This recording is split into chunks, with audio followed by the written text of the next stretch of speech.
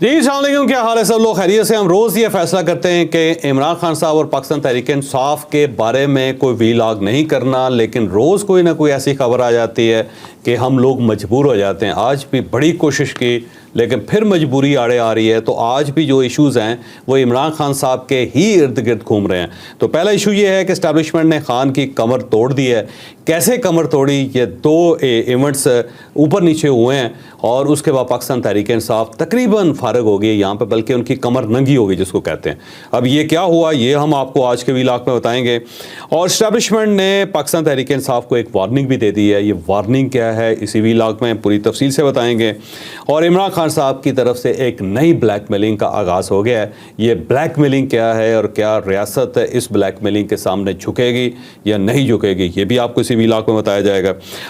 लेकिन व्लॉग की तरफ जाने से पहले मेरी आपसे रिक्वेस्ट है कि चैनल को सब्सक्राइब जरूर कीजिएगा और ये जो बेल आइकन है उसको जरूर प्रेस करें ताकि नोटिफिकेशन आपको मिलता रहे। अस्सलाम वालेकुम नाजरीन, मैं हूं फर्रुख अब्बास न्यूट्रल बाय जावेद चौधरी में। नाजरीन, सबसे पहला टॉपिक हमारा खान साहब के हवाले से जी।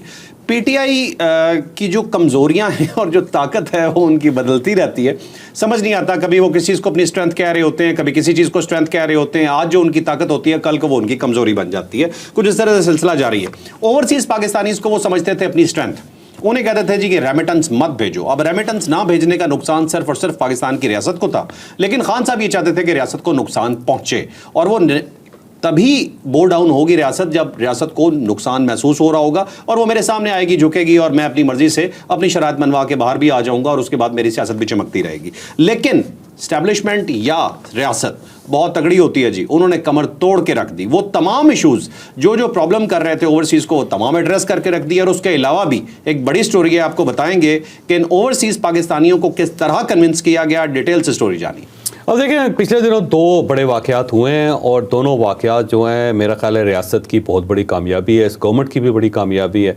एक वाक़या तो ओवरसीज़ पाकिस्तानियों की कॉन्फ्रेंस है और उसके अंदर पूरी दुनिया से ओवरसीज़ आए और ये वो लोग थे जो कभी इमरान खान साहब के हमायती होते थे। और इमरान खान साहब अपनी सारी सियासत इन्हीं की बुनियादों पर करते थे। एक तो ये शौकत खानम के डोनर्स हैं, दूसरा ये पार्टी को फ़ंड किया करते थे, तीसरा ये है कि ये जो सोशल मीडिया पाकिस्तान तहरीक इंसाफ का उसके ऊपर बहुत सरगर्म थे। इसलिए इमरान खान साहब ये चाहते थे कि ओवरसीज़ पाकिस्तानियों को वोट का हक़ मिले ताकि कोई करोड़ एक वोट जो है इमरान खान साहब का मज़ीद इजाफा हो जाए। अच्छा। और ये हो भी जाना था अगर इस तरह इमरान खान साहब की स्कीम के तहत ओवरसीज़ पाकिस्तानियों को वोट का हक़ मिलता जो उनकी स्कीम थी। तो लेकिन अब इस्टेब्लिशमेंट का और रियासत का या फिर गवर्नमेंट का कमाल देखें कि इन्होंने उन सबको पाकिस्तान बुला लिया और ये दूसरी मरतबा हुआ। इससे पहले भी आए हैं लोग और वो GHQ के अंदर उनकी एक ब्रीफिंग हुई थी और उनको बुलाया गया था और बड़े बड़े लोग, बड़े बिजनेसमैन थे जो यहाँ पे आए और DGISPR के साथ उनकी मुलाकात हुई थी और मेजर बड़े मतलब यूरोप से और अमेरिका से और कनाडा से बहुत लोग आए थे जो बड़े खुशहाल लोग थे जो वहाँ पे बड़ा बिजनेस कर रहे हैं। और उस वक्त भी उनको बताया गया था कि अब आप देखें या तो पाकिस्तान आपके लिए अजीज़ है या फिर इमरान खान अजीज़ है और इमरान खान की हरकतें जो हैं वो आपके सामने हैं। और वो याद करें आप वक्त के जब वो प्राइम मिनिस्टर था तो आपको कितनी तकलीफ़ें होती थी। बहरहाल उसके बाद ये जो कन्वेंशन है बड़ा कन्वेंशन है और इसके अंदर जब आर्मी चीफ गए तो वहाँ पर नारे भी लगे उनके हक़ में, फिर उनके साथ सेल्फियाँ बनवाई सब ने और जैसे होता है ना घुल मिल गए, तो घुल मिल गए। पहले सिक्योरिटी थी दरमियान में, लेकिन जब लोगों ने एतराज़ करना शुरू किया जी कि हम बड़ी दूर से आपसे मिलने के लिए आए, तो फिर सिक्योरिटी हसार खोल दिया गया। फिर वो दरमियान में लोगों के आगे तो लोगों ने बड़ी मोहब्बत की उनके साथ। और ये जो इमरान खान साहब का ख्याल था ना कि याह्या खान पार्ट 2 जो वो एक क्लेम कर रहे थे तो वो वहाँ पर नज़र नहीं आया। फिर इमरान खान साहब के ख़िलाफ़ नारे लग गए। ये पहली मरतबा ऐसा हुआ है कि किसी जगह किसी फंक्शन में इमरान खान साहब के हक़ के बजाय उनके ख़िलाफ़ नारे लगे। जैसे कि स्टेडियम्स के अंदर कहा जाता है कि इमरान खान की फेवर में नारे लगते हैं, लेकिन वो पता चलता है बाद में वो जैली वीडियोस होती हैं। बट कम ऐसा वक्त आया, पहले था वैसे ऑनेस्टली, आज से साल डेढ़ साल पहले था, लेकिन जब से ये गवर्नमेंट बनी है और पाकिस्तान के अंदर कुछ स्टेबिलिटी आई है और पाकिस्तान तहरीक इंसाफ का जो फेस है जिसमें वो इंतशार ज़्यादा फैलाते हुए नज़र आए या फिर एक कंपेन जो की गई है कि भाई ये इंतशारी टोला, ये पाकिस्तान और ये दोनों इकट्ठे नहीं चल सकते वगैरह वगैरह, तो उसके बाद जो है ना वो एक लोगों को अवेयरनेस हुई है कि ये चीज़ें ठीक नहीं हैं, तो उसका फ़ायदा स्टेट को हुआ है। तो कल जो कन्वेंशन था उसके अंदर यही हुआ कि वो फिर उन्होंने नारे लगाए पाकिस्तान के हक़ में, आर्मी चीफ के हक़ में, पाक फौज जिंदाबाद के नारे लगाए, इमरान खान के ख़िलाफ़ नारे लगे वहाँ पे। प्राइम मिनिस्टर ने जब सुना शुरू में तो उनको ये महसूस हुआ कि शायद ये इमरान खान के हक़ में नारे लग रहे हैं, तो बड़े गौर से उन्होंने सुने थे। फिर उनको बताया गया कि ये हक़ वाले नहीं हैं, ये मुखालिफ वाले नारे। उसके बाद उनको बड़ा इत्मीनान हुआ कि ये ना हो कि एक बड़ी खबर बन जाए। अब ये जो अलीमा खान साहिबा के साथ मुलाकात नहीं हो रही ना इमरान खान साहब की, उसकी वजह भी ये दोनों इवेंट्स है। एक तो ये इवेंट है ओवरसीज़ पाकिस्तानी का, दूसरा जो है कांग्रेसमैन की मुलाकात है जो कॉकस है पाकिस्तान का, जिसका वो हिस्सा थे और वो जैसे यहाँ पे पहुँचे और वो बड़े लोडेड थे कि इमरान खान साहब के साथ बड़ी ज़्यादती हो रही है, पाकिस्तान इराक बन गया, जैसे कि उनका ख्याल था कि वही सूरत हाल है जो इराक के अंदर है या सीरिया के अंदर है। लेकिन जब वो यहाँ पहुँचे तो उन्हें पता चला कि नॉर्मल मुल्क है यार, यहाँ पे तो कोई ऐसा इशू नहीं है जो एक पोर्ट्रे किया जा रहा था कि वहाँ तो लॉ एंड ऑर्डर की सूरत हाल बहुत ख़राब है और फिर लोग बहुत तंग हैं और लोगों ने अपने हाथ सरों पे रखे हुए हैं और वो बद्दुआएं दे रहे हैं। तो यहाँ आके उनका तासुर तब्दील हो गया। अब यहाँ पे एक बड़ी दिलचस्प बात है कि ये आर्मी चीफ के साथ जो इनकी मुलाकात हुई तीनों कांग्रेसमैन की, तो ये मुलाकात 1 घंटे की शेड्यूल थी लेकिन 2.5 घंटे चली। अब इसके बाद ख़ुद उन्होंने जब अमेरिकन एम्बेसी का फंक्शन था उसके अंदर उन्होंने जो पाकिस्तानी वहाँ पे मौजूद थे और उनके साथ उन्होंने कुछ इंफॉर्मेशन शेयर की, तीनों कांग्रेसमैन ने। उन्होंने कहा कि हम एक और तासुर लेके यहाँ आए थे कि पाकिस्तान तहरीक इंसाफ के साथ और इसके साथ अलावा जो आम आदमी है उसके साथ बड़ा जुल्म हो रहा है। लेकिन जब हमारी आर्मी चीफ से मुलाकात हुई तो हमारा ख्याल था कि कोई मौलवी होंगे और प्रो तालिबान होंगे और एक नया फेज़ पाकिस्तान के अंदर पाकिस्तान में शामिल हो गया है। लेकिन वो तो एक नॉर्मल आदमी हमें मिले और दूसरा ये है कि बंदा हार्ट से और ब्रेन से काम कर रहा है और वो उसका हार्ट और ब्रेन बोल रहा है, जिससे हम बड़े मुतासर हुए। इसीलिए हमने मुलाकात शॉर्ट रखी थी लेकिन उसके बाद वही मुलाकात फिर बढ़ती चलेगी और हमने बड़ा इंजॉय किया उनकी महफिल को। और दूसरा ये है कि बंदा का एक्सपोजर बहुत है और बड़ा सेंसिबल आदमी है। दूसरा ये है कि विजन उसका क्लियर है, वही समझता है कि इकॉनमी अगर बेहतर होगी तो पाकिस्तान चल सकेगा, इकॉनमी अगर बेहतर नहीं होगी तो पाकिस्तान नहीं चल सकेगा। और साथ वो ये भी समझता है कि इकॉनमी के लिए स्टेबिलिटी ज़रूरी है। अगर पाकिस्तान स्टेबल होगा तो फिर इकॉनमी बेहतर होगी और इकॉनमी बेहतर होगी तो पाकिस्तान चलेगा। फिर उन्होंने इंकशाफ किया कि जी हमने उनसे कहा था ये 9 मई और जो 26 नवंबर है ये बड़ा खौफनाक है और आपने बड़ा जुल्म किया है और पाकिस्तानी रियासत ने कुचल कर रख दिया है इंसानी हकूक़ को। ये तो हमने उनसे कहा तो फिर हमें उन्होंने सबूत दिखाया कि ये देख लें कि 9 मई को क्या हुआ था और उसके बाद 26 नवंबर को क्या हुआ। और जब हमने सबूत देखे तो हमने सर पकड़ लिए कि यार ये तो बिल्कुल दूसरा नैरेटिव है कि लोग हैं, उन्होंने जत्थे बनाए हुए हैं, वो डंडे उठाए हुए हैं, वो लोगों को मार रहे हैं, वो पुलिस मारो वालों को कत्ल कर रहे हैं और उनके ऊपर आंसू गैस फेंक रहे हैं जो ज़ाहिर स्टेट के पास होती है और वो तो आम आदमी के पास हो नहीं सकती। फिर वो गोलियाँ चला रहे हैं, फिर वो बिल्डिंग्स को आग लगा रहे हैं, फिर गाड़ियां तोड़ रहे हैं और वहाँ पे ज़ख्मी पुलिस वाले पड़े हुए हैं, उनकी टूटी हुई टांगें हैं, उनके सर खुले हुए हैं और खून बह रहा है वहाँ पे और उनके नारे जो हैं वो भी ऑब्जेक्शनेबल हैं सारे। तो उन्होंने वहाँ पे बताया कि ये चीज़ हमारे लिए बड़ी आंखें खोल देने वाली थी क्योंकि इस किस्म का इंसिडेंट अगर अमेरिका के अंदर हो तो अमेरिकन स्टेट जो है वो तो किसी को स्पेयर नहीं करेगी, वो तो गोली चला देगी, वो फिर हज़ारों लाशें क्यों ना हो वो करेंगे। क्योंकि जब आपने स्टेट के गिरेबान में हाथ डाल दिया और स्टेट अगर खामोश रहती है तो इसका मतलब फिर अनारकी है ना जी, फिर तो अमेरिका ख़त्म हो गया। और उन्होंने कहा कि ये पाकिस्तान के ऊपर बड़ी ब्लेसिंग है कोई अल्लाह ताला की, गॉड की, कि यहाँ पे इतने ज़्यादा इंसिडेंट इस टाइप के हुए लेकिन इसके बावजूद स्टेट कायम है और यहाँ पे इस किस्म की कोई अनारकी नहीं हुई। तो इससे ज़्यादा बर्दाश्त स्टेट की क्या हो सकती है, ये किसी जगह उन्होंने कहा जी हमने नहीं देखे। तो फिर उन्होंने वहाँ लोगों को बताया कि हम बड़े मुतमईन हुए हैं और हमें महसूस हुआ है कि स्टेट ठीक बिहेव कर रही है, बल्कि इससे ज़्यादा खौफनाक बिहेव करना चाहिए था इन्हें। तो 9 मई है या 26 नवंबर है तो अनएक्सेप्टेबल है, ये किसी भी स्टेट के लिए काबिल कबूल नहीं है। उनका माइंड सेट ही तब्दील उनका माइंड सेट तब्दील हो गया। तब्दील होने के बाद उन्होंने महसूस किया कि पाकिस्तान जो है उसके अंदर एक इकनॉमिकल रिवाइवल होना चाहिए और साथ साथ ये दहशतगर्दी की जो जंग है उसमें हमें पाकिस्तान को सपोर्ट करना चाहिए और ये जो बाहर से इम्पोज की जा रही है दहशतगर्दी पाकिस्तान के ऊपर, इसका तदारक होना चाहिए। फिर साथ साथ उन्होंने एक और बड़ी मज़े की बात बताई। उन्होंने कहा जी जब हमारी आर्मी चीफ से मुलाकात हुई तो हमें ये कहा गया कि देखें जी ये जो बाहर की फोर्सेस हैं वो बलूचिस्तान के और खैबर पख्तूनख्वा के हालात क्यों ख़राब कर रही हैं, इसलिए ख़राब कर रही हैं कि यहाँ जो मिनरल्स हैं और माइंस हैं उसके ऊपर कब्ज़ा करना चाहते लोग। वो चाहते हैं कि ये ना निकलें, ठीक है, क्योंकि इससे पाकिस्तान खुशहाल हो जाएगा।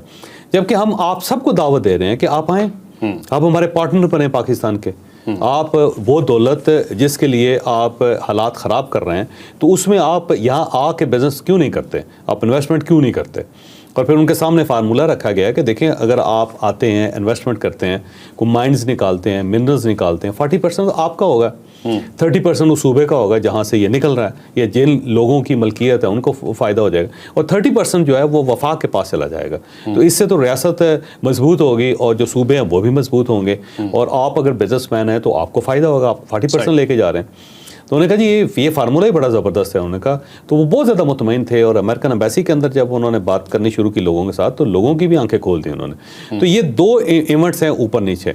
ये वो अमेरिकन कांग्रेसमैन थे जो इमरान खान साहब की हमायत करते थे, फ्री इमरान खान का नारा लगाते थे, और जो डायस्पोरा इमरान खान साहब का जिनके साथ इनके बड़े राब्ते थे।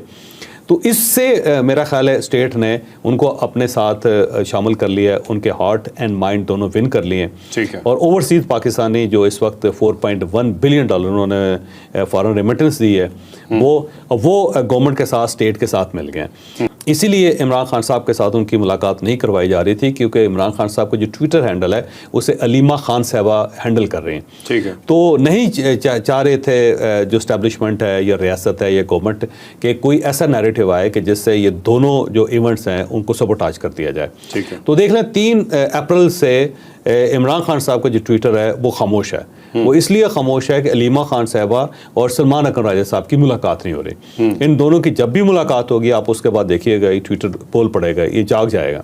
ठीक है। तो इसलिए एक रेजिस्ट किया जा रहा है। तो ये बहुत बड़ी कामयाबी है। मेरा ख्याल है इमरान खान साहब के जो बहुत बड़ा उनको सपोर्ट हासिल थी, वो थी कांग्रेसमैन की, सेनेटर्स की, अमेरिकन, और वो उनके हाथ से निकल गई। कि जो मेन लोग जिनके ऊपर बड़ी इन्वेस्टमेंट की गई थी और बहुत ज़्यादा उनके ऊपर काम किया गया था, उनको कायल किया गया था, वो उनके हाथ से निकल गए।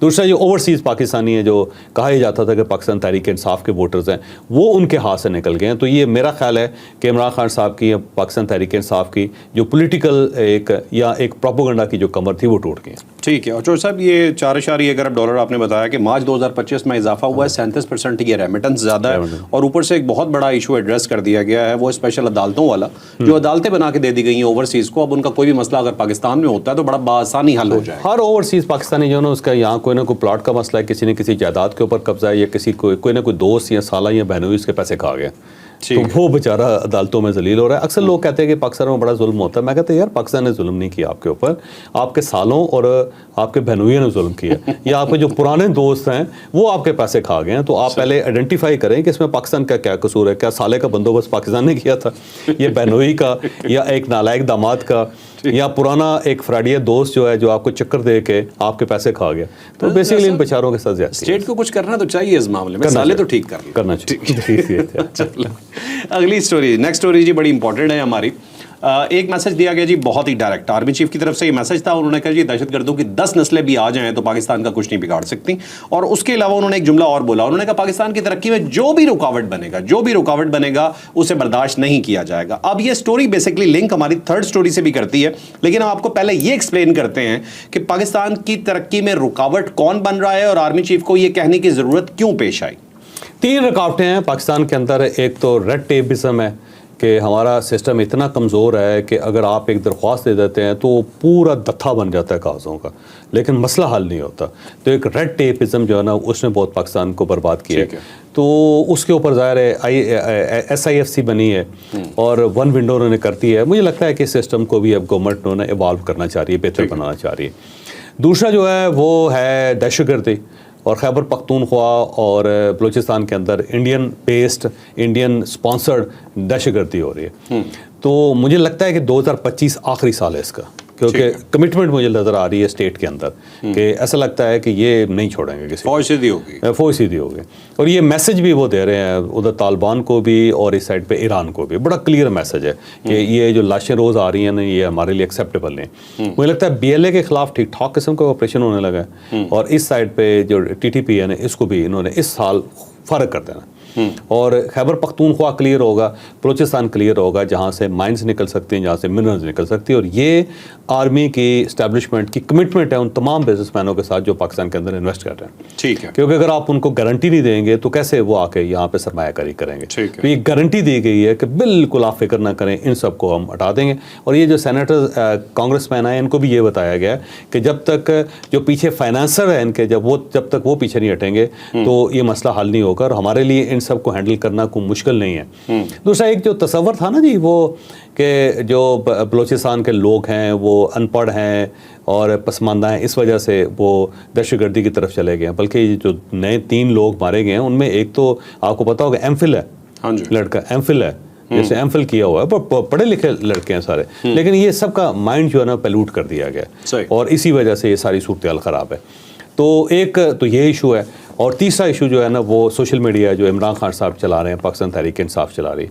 तो मेरा ख्याल है तीनों स्टेजेस पे एस्टेब्लिशमेंट काम कर रही है और गवर्नमेंट काम कर रही है, रियासत काम कर रही है। कि सोशल मीडिया देखिएगा अनकरीब बिल्कुल फारिग हो जाएगा, ये इसके अंदर अब जान नहीं बचेगी। ठीक है, अच्छा ये इसको पकड़ लिया इन्होंने। और दूसरा ये है कि दहशतगर्दों का मुकाबला ये कर रहे हैं, ये करने का रेड टेपिज्म जो है ना मेरा ख्याल है उसका भी को खात्मा बड़ी जल्दी हो जाएगा। चौधरी साहब, पिछले दिनों ईरान के अंदर एक वाकया पेश आता है, 8 पाकिस्तानी शहीद हुए जो बहावलपुर से ताल्लुक था और मैकेनिक थे। ठीक है, लेकिन ये चीज़ थोड़ा सा ये भी इंडिकेट करती है कि पाकिस्तान के अंदर हमले करना वो उन्हें मुश्किल हो रहा है, इसलिए उन्होंने वहाँ पे जाके हरकतें शुरू कर दी हैं जहाँ उनके लिए थोड़ा सा आसान। BLA के जो लोग हैं ना वो सीस्तान के अंदर होते हैं, क्योंकि ये इनके आधे ट्राइब उस साइड पे, ईरान की साइड पे, तो जब यहाँ से भागते हैं तो उधर चले जाते हैं और वहाँ पे जो पाकिस्तानी मिल जाता है, पंजाबी मिल जाता है, उसके साथ ये सलूक। अब पाकिस्तान के अंदर क्योंकि लग रहा है कि थोड़ा सा फोर्सेस ने कंट्रोल कर लिया तो इधर ऐसी वारदात करना मुश्किल है, तो अब ये वहाँ जाके बेगुनाहों को शहीद कर रहे हैं। अब जी लास्ट स्टोरी लिंक होती है हमारी सेकंड स्टोरी से ही जी, कि कौन दरमियान में रुकावट बन रहा है। अब बज़ाहिर चौधरी साहब ने एक बात की जी कि उन्होंने कहा सोशल मीडिया, लेकिन मैं उनसे इख्तलाफ करता हूँ, सिर्फ सोशल मीडिया नहीं कर रहा, बाकायदा PTI ऑन ग्राउंड आके खुद भी तरक्की को रोकने की कोशिश कर रही है। इसका सबूत मैं दूंगा आपको अपनी थर्ड स्टोरी में। खान साहब ने शुरू कर दी है जी ब्लैकमेलिंग उस चीज़ पे शुरू किया है जो पाकिस्तान के लिए बहुत ही फायदेमंद साबित हो सकती है, लेकिन खान साहब उसके ऊपर आगे बैठ गए हैं कि भाई नहीं होने देंगे। उसके अलावा खैर अलवी साहब की भी एक दास्तान है, अलवी साहब ने भी एक धमकी दी है पाकिस्तान को, वो अपनी चौथी स्टोरी में आगे छोटा सा एक शॉर्ट क्लिप वो भी हम डिस्कस करेंगे। लेकिन अभी चलते हैं खान साहब की ब्लैकमेलिंग पे कि अब वो पाकिस्तान को किस तरह से नुकसान देने की कोशिश कर रहे हैं। यकीन माने तकलीफ होती है ये कहते हुए कि पाकिस्तान का नेशनल लीडर है, लेकिन जब वो बात करता है तो ये स्टोरी और ये इस तरह की चीज़ हमें डिस्कस करना ज़रूरी हो जाती है। अब ये माइन और मिनरल्स के जो एक बिल है वो खैबर पख्तूनख्वा असम्बली में पहुंच गया है और ये वफाक की तरफ से इनिशिएट हुआ है, इसमें कोई शक ही नहीं है। लेकिन ये फैसला जो था एक बड़े फोरम पे हुआ और जब यहाँ पे कॉन्फ्रेंस हुई, उस कॉन्फ्रेंस में ज़ाहिर गंडापुर साहब भी मौजूद थे, वहाँ बड़े बड़े इन्वेस्टर्स आए हुए थे, उन इन्वेस्टर्स ने ये सवाल भी उठाया और उसके बाद उनको जो जवाब दिया गया कि आप बिल्कुल फिक्र ना करें, किसी किस्म की रुकावट इसमें नहीं होगी। और गंडापुर साहब ने खुद भी कमिट किया कि किसी किस्म की कोई रुकावट नहीं होगी। और ये भी मैं आपको बताऊं कि फुल कमिटमेंट के साथ वो ये बिल पास करवाना चाहते हैं कोई नहीं। लेकिन इमरान खान साहब को जब ये पता चला तो उन्होंने रोक दिया, उन्होंने कहा कि जब तक मेरी मुलाकात नहीं होगी उस वक्त तक ये बिल पास नहीं होगा। अलीमा खान साहबा ने भी कह दिया कि जी ये वफाक का बिल है और जब तक इमरान खान साहब के साथ गवर्नमेंट मुज़ाकरात नहीं करेगी, उनसे रब्ता नहीं करेगी, उनकी टर्म्स एंड कंडीशन नहीं मानेंगे, उस वक्त तक ये बिल पास नहीं हो सकता। तो एक सीधी सीधी धमकी है, प्रॉपर ब्लैकमेलिंग है जिसको कहते हैं ना। और जब पाकिस्तान के अंदर कोई तब्दीली आनी शुरू होती है, पाकिस्तान के लिए कुछ बेहतर वक्त आता है, तो पाकिस्तान तहरीक इंसाफ अक्सर औकात ये हरकत करती है। जब कोई बाहर से गेस्ट आ रहा हो तो ये अपने गंदे कपड़े जो सड़कों के ऊपर धोना शुरू कर देते हैं। जब कोई बड़ी कॉन्फ्रेंस हो रही हो तो उस वक्त ये ब्लैकमेल करते हैं। जब सुप्रीम कोर्ट ऑफ पाकिस्तान में कोई केस चल रहा हो तो उस वक्त ये हरकतें करनी शुरू कर देते हैं। तो ये एक पुराना वतीरा है कि अगर खान नहीं तो पाकिस्तान नहीं। Exactly. ये सब कुछ वही कुछ हो रहा है। तो अब जो ये मिनरल्स बिल है ना, ये जहन में रखिएगा कि इसने पास हो नहीं होना। ये हो नहीं सकता कि खैबर पख्तूनख्वा गवर्नमेंट इससे दाएं बाएं हो सके, क्योंकि गंडापुर साहब खुद ये समझते हैं कि इसी के अंदर सूबे की बका है। देखें ना 30% सूबे को मिलेगा, तो इतनी ज़्यादा ह्यूज मनी है कि उसके बगैर सूबा सर्वाइव नहीं कर सकेगा। तो वो क्यों इतनी गोल्डन अपॉर्चुनिटीज़ आया करे जबकि उनको अंदाज़ा है कि इसमें हमारा ही फ़ायदा है। दूसरा ये है कि वहाँ पे कब्ज़े हुए हैं माइंस और के ऊपर, तो वो कब्ज़े जो है गवर्नमेंट ख़त्म नहीं कर पा रही। तो जब ये बिल पास होगा तो कब्ज़े भी ख़त्म हो जाएंगे, इसका भी फ़ायदा होगा गंडापुर साहब के सूबे को। और थर्डली ये है कि ये जो बाहर से इन्वेस्टर्स आ रहे हैं ये उनके स्टेक्स भी हैं। तो वो भी दरमियान में आएंगे, वो इनको पूछेंगे कि यार ये क्या कर रहे हो आप लोग, कि भाई आपने कमिटमेंट की है, आप इस कमिटमेंट से पीछे कैसे हट सकते हैं। तो वो भी इमरान खान साहब से, पार्टी से वो सवाल करेंगे।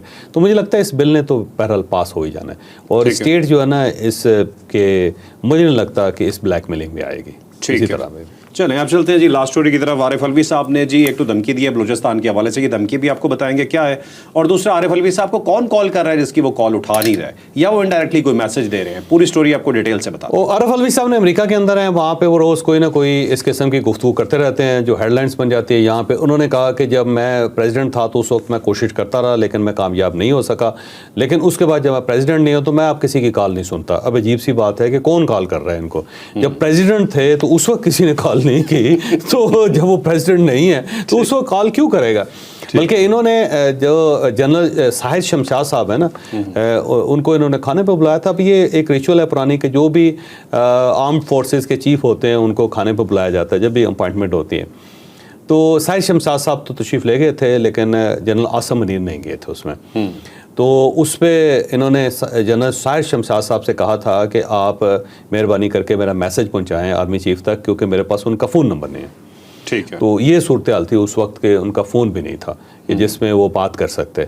और एक दो जगहों पे इनकी बात हुई भी, तो उन्होंने कहा जी ये गवर्नमेंट का मामला है, मैं पॉलिटिकल अफेयर्स में शामिल नहीं हो सकता, मेरे सुप्रीम कमांडर हैं, लेकिन पॉलिटिकल अफेयर्स से हमने अपने आप को ऑफ कर लिया, तो आप डायरेक्ट गवर्नमेंट के साथ बात करें, वो अगर कोई दरमियान का रास्ता निकाल सकते हैं तो हमें कोई एतराज़ नहीं।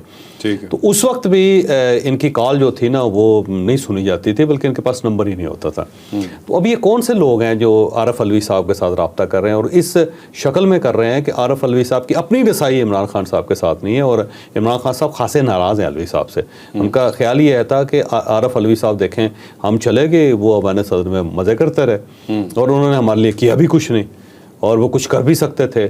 और बहुत सारे ऐसे बिल्स थे जहाँ पे वो साइन ना करते तो मसाइल पैदा हो जाते पाकिस्तान के लिए या हुकूमत के लिए, लेकिन वो बिलों के ऊपर भी धड़ाधड़ साइन करते रहे। तो इमरान खान साहब को ना बहुत ज़्यादा एतराज़ात है। तो ये आरिफ अलवी साहब मेरा ख्याल है, इसको उर्दू में कहते हैं दरफुंतनी, वो उन्होंने छोड़ी है।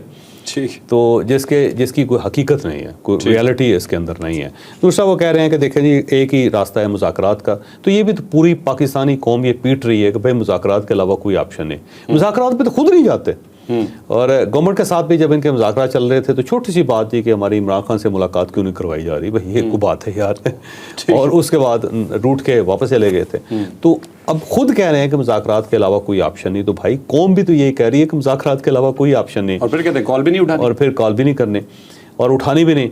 साथ साथ तो इमरान खान साहब ये कह रहे हैं कि किसी के साथ डील भी नहीं होगी, कोई मुज़ाकरात भी नहीं होगा, मैंने किसी को मैंडेट भी नहीं दिया। जी वैसे कंफ्यूज पार्टी है। ठीक है। और जो सर बलूचिस्तान की जो धमकी दे रहे हैं, बलूचिस्तान की कहते हैं कि बलूचिस्तान तबाही के दाने पे खड़ा हुआ है, ये इमरान खान साहब के साथ उसको नथी कर रहे हैं कि खान क्योंकि नहीं है तो बलूचिस्तान तबाह हो रहा है। भाई इमरान खान साहब के दौर में बलूचिस्तान के अंदर क्या कर लिया था उन्होंने, क्या सेटलमेंट की। अब्दुल कद्दूस बज़ंजो साहब को 544 वोट वाला वो एमपीए था, उसको इन्होंने वहाँ पे सीएम बना दिया था। और वो पोजीशन जो है ना आज भी बलूचिस्तान के बेशुमार लोग, बल्कि यहाँ पे पाकिस्तान तहरीक इंसाफ के अपने लोग ये कहते हैं कि वो पोजीशन बिकी थी, यानी चीफ मिनिस्ट्री बेची गई थी फर्स्ट टाइम। और वो उनकी जो शबीना एक्टिविटी थी वो देर तक रहती थी, सारा दिन वो सोए रहते थे, उनको आप ये समझें स्लीपिंग सीएम कहते थे उस ज़माने में, वो उठते ही नहीं थे। ये खिदमत की थी। सर आपने दूसरी तरफ जिक्र किया कि मैं ये एक्टिविटीज़ पूछूंगा ज़रूर आपसे कि आपको पता है एक्टिविटीज़ कौन सी होती है। मेरा ख्याल है आपको ज़्यादा पता, मुझे तो आपने ही बताया था, मुझे क्या पता। चलिए नाज़रीन, आपने आज का स्पेशल व्लॉग देखा, यकीनन इन्फॉर्मेटिव रहा होगा। मैसेज बहुत सादा सा है जी कि आरिफ अलवी साहब को कॉल ना कीजिएगा क्योंकि वो आजकल कॉल नहीं उठा रहे। लाइक शेयर सब्सक्राइब करना बिल्कुल नहीं भूलना। इजाज़त दीजिए, अल्लाह हाफ़िज़। पाकिस्तान जिंदाबाद।